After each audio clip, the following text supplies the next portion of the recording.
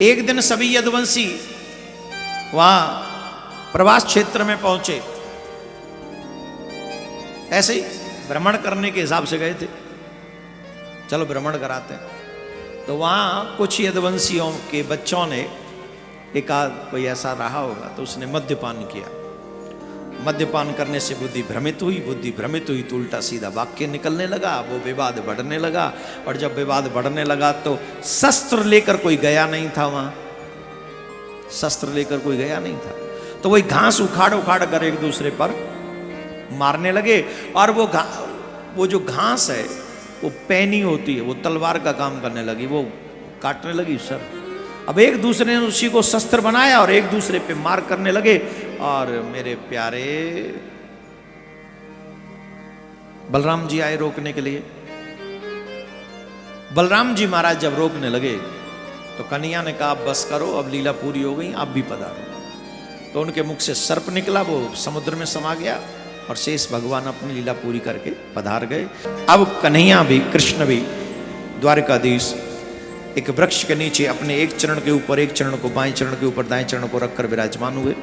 बाएं चरण के ऊपर दाएं चरण को रखकर भगवान विराजमान थे। उनके चरण की आकृति ऐसी बनी हुई थी, बहुत प्यारी सी, ऐसे लग रहा था जैसे कोई मृग का मुख है।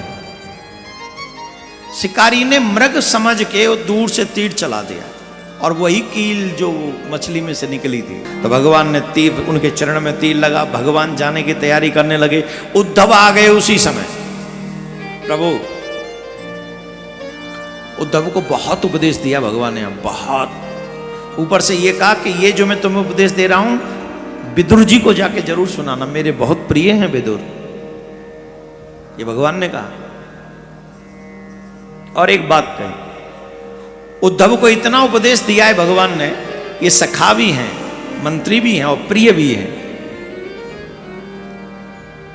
यहां संन्यास धर्म का वर्णन किया है, भक्ति योग का वर्णन किया भगवान ने, दत्तात्रेय जी के 24 गुरुओं का वर्णन भी किया है। धर्मम किम शरणम गतः, उद्धव जी का प्रश्न है, हे प्रभु जब आप इस पृथ्वी को छोड़कर अपने धाम जाएंगे तो धर्म किसकी शरण में जाएगा? कहते भगवान मैं कभी पृथ्वी छोड़ के नहीं जाऊंगा,